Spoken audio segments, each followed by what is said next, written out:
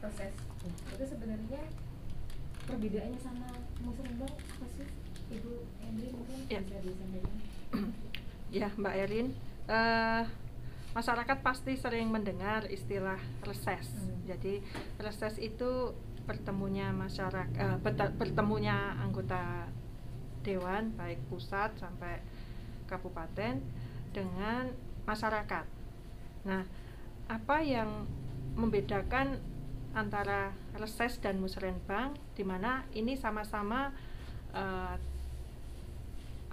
forum masyarakat menyampaikan aspirasinya, ya kan? Reses kan begitu.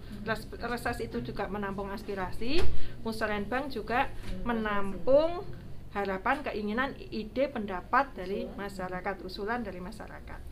Nah, bedanya begini, kalau reses itu kan hanya jumlahnya itu titiknya hanya sangat sedikit sekali. Misalnya di satu kabupaten ada misalnya 300 desa dan kelurahan. Yang bisa terjamah reses oleh anggota dewan mungkin hanya 10% lah dari seluruh total desa, misal begitu Mbak. Karena masing-masing beda. Masing-masing anggota dewan itu dalam menyelenggarakan reses itu ada yang berbasisnya desa, ada yang berbasis kecamatan, ada yang berbasis lembaga, misal organisasi. Misalnya apa ya, KWT atau teman-teman NU berbasisnya untuk reses itu Muslimat Fatayat misalnya gitu kan. Ada yang berbasisnya desa, satu desa mengumpulkan sekian orang. Nah, karena jumlahnya yang sangat sedikit, tentu tidak bisa semua desa menyampaikan aspirasinya lewat anggota dewan gitu. Yang biasanya yang disampaikan ke kami adalah desa-desa yang menjadi basis kami gitu. Jadi di satu desa tertentu saya mendapat suara yang cukup banyak. Nah, di situ saya menyelenggarakan reses. Nah, masyarakat atau teman-teman yang kemarin memberi dukungan kepada kami biasanya menyampaikan keinginan atau apa yang dibutuhkan oleh masyarakat di situ begitu. Nah, kalau reses itu pun nanti walaupun yang mengusulkan adalah teman-teman kami dari partai politik atau pengurus partai di tingkat desa, dana yang cair dari pemerintah provinsi itu tetap lewat rekening desa, kecuali untuk yang hibah. Kalau yang hibah memang bisa langsung ke rekening lembaga. Misalnya untuk TPA, TPQ itu bisa langsung ke rekening lembaga. Nah, sedangkan kalau musrenbang musrenbang tingkat desa atau kelurahan itu wajib dilaksanakan di semua desa dan kelurahan sebagai urutan pentahapan musrenbang sampai nanti di tingkat provinsi. Jadi semua desa atau kelurahan itu pasti menyelenggarakan musrenbang begitu. Nah, nanti usulan musrenbang yang dari desa ke kecamatan nanti diusulkan lagi kabupaten kota nanti diusulkan ke provinsi, dan di situ akan dipilih yang super prioritas dan prioritas, ditambah dengan pokok pikiran yang diusulkan oleh masyarakat melalui reses atau melalui kunjungan daerah pemilihan. Kami ada agenda kunjungan daerah pemilihan, itu akan menjadi RKPD, Rencana Kerja Pemerintah Daerah. Ini kumpulan dari hasil musrenbang dan pokok-pokok pikiran anggota DPRD. Begitu Mbak. Jadi intinya sebenarnya sama, menampung aspirasi, cuma perbedaannya tadi tidak semua desa akan bisa menyampaikan lewat reses. Begitu Mbak. Banyak sekali penjelasannya Bu Indri. Untuk pertanyaan berikutnya nih, kalau di Jawa Tengah sendiri sekarang ini apa sih yang menjadi prioritas untuk didahulukan, atau mungkin tadi sebutannya super prioritas ya, yang dalam pelaksanaan pembangunannya? Mungkin monggo Bapak Narno. Ya, baik Mbak Erin. Jadi kita melihat bahwa ketika kami menyerap aspirasi itu kan banyak keinginan yang disampaikan kepada masyarakat. Saking banyaknya kan kemudian berpengaruh pada kemungkinan anggaran yang disediakan. Oleh karena itu mesti harus dipilih harus skala prioritas mana yang perlu didahulukan, atau mana yang super prioritas itu paling bidang-bidang yang berpengaruh pada bidang yang lain. Oleh karena itu di Provinsi Jawa Tengah telah disepakati dan ditetapkan yang pertama prioritas dalam mengkaji usulan-usulan Musrenbang itu akan didahulukan yang menyangkut pemenuhan dan pelayanan dasar masyarakat, yang menyangkut hajat hidup orang banyak, seperti umpamanya masalah pangan.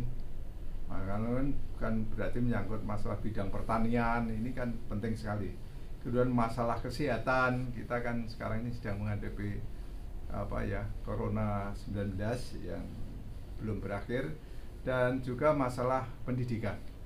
Ini pelayanan dasar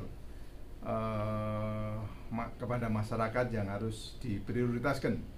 Usulan-usulan seperti itu yang menjadi prioritas yang pertama. Kemudian yang kedua, pemerintah Provinsi Jawa Tengah sekarang ini sedang fokus terhadap pemulihan ekonomi di bidang sektor ekonomi yang terdampak dari pandemi 19. Selama 2 tahun lebih kita sudah mengalami itu, dampaknya sangat luas, sehingga prioritas yang kedua adalah pemulihan ekonomi di bidang ekonomi, terutama umpamanya di bidang pariwisata, di bidang pertanian, di bidang perdagangan dan UMKM. Contohnya ini menjadi prioritas yang kedua atau skala prioritas yang utama setelah tadi pelayanan dasar. Contohnya pariwisata ini, Mbak Erin. Jadi pariwisata ini suatu bidang yang mempunyai daya ungkit ekonomi yang sangat tinggi, sehingga oleh karena itu kita sangat mendorong agar dana yang terbatas itu bisa berdampak luas kepada bidang-bidang yang lain.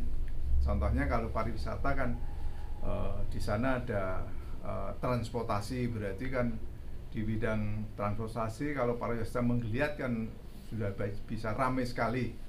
Kemudian di bidang perhotelan, itu pariwisata kalau sudah pulih kembali, saya kira hotel-hotel bisa tingkat hunian kamarnya bisa menjadi lebih baik, lebih tinggi. Kemudian di bidang UMKM katakanlah, ini juga akan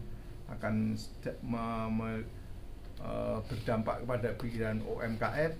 Juga di bidang umpamanya seni dan kebudayaan, ini kan di pariwisata bisa berintegrasi di situ. Jadi oleh karena itu bidang-bidang pariwisata ini banyak bidang yang kena dampaknya yang sangat baik. Oleh karena itu ini menjadi prioritas.